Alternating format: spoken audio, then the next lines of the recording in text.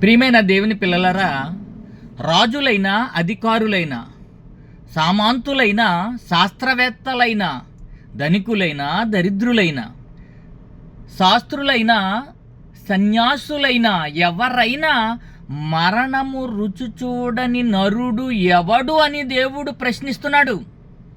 ప్రశ్నిస్తున్నాడు. మరణము, ఈ ఆరిన నేల మీద మరణమును తప్పించుకోగల నరుడు ఎవడు అని అడుగుతున్నాడు ప్రశ్న. ఎట్ ద సేమ్ టైం మృత్యువును జయించిన వాడు ఎవడు అని ప్రశ్నిస్తే, ప్రియమైన దేవుని పిల్లలారా, ఒకే ఒకడు మృత్యుంజయుడు, జయశాలి, విజయుడు ఎవరు అంటే నా రాజు, నా యేసు క్రీస్తు ప్రభువుల వారు. ఎంటైర్ వరల్డ్ రికార్డు తెలుసా? సమాజానికి సగర్వంగా ప్రకటించండి. పునరుద్ధానుడైన క్రీస్తుని గూర్చి ప్రకటించుటల్లో మనం ఎప్పుడూ సిగ్గుపడవలసిన అవసరం లేదు. మరి ఎందుకు పుట్టాడాయన? ఎందుకు ప్రాణం పెట్టాడాయన? ఎందుకు పునరుద్ధానుడై లేచాడు అని అంటే, నిన్ను, నన్ను, సమస్త మానవాళిని తిరిగి బ్రతికించటము కొరకు. ఆ బ్రతుకు క్రీస్తులో బ్రతకాలి. పునరుద్ధానమును, జీవమును నేనే. నా యందు విశ్వాసముంచు వాడు చనిపోయినను తిరుగు బ్రతుకును.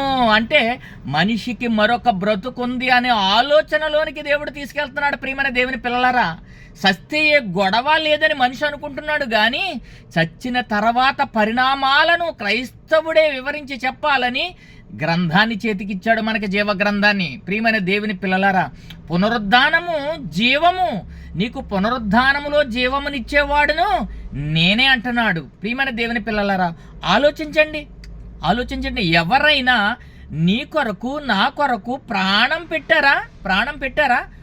చెప్పండి. ఎవరు లేరు. ప్రాణము పెట్టినటువంటి వాడు ఒకే ఒక్కడు, నా రాజు, నా యేసు. ప్రియమైన దేవుని పిల్లలారా, మృత్యువును జయించిన వారు ఎవరైనా ఉన్నారా? ఎంటైర్ వరల్డ్ అంటే ఎవరు కానరారు.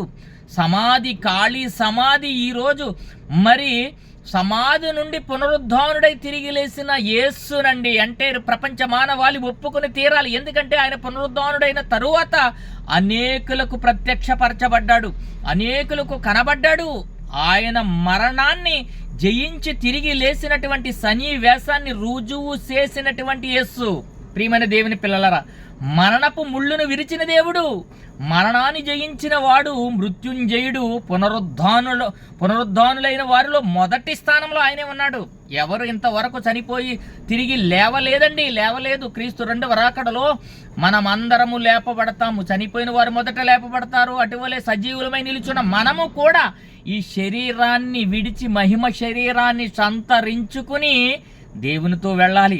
మరి నీవు దేవునితో వెళ్ళేటప్పుడు తీర్పు పునరుద్ధానిక, జీవ పునరుద్ధానిక అనేది నీవు బ్రతికి ఉండగానే నీ ఇంటిని చక్కబరుచుకోవాలి. మృత్యుంజయుడు నా యేసు, మరణపు ముళ్ళు విరిచిన వాడు నా యేసు అని సగర్వంగా చెప్పండి ప్రియమైన దేవుని పిల్లలారా.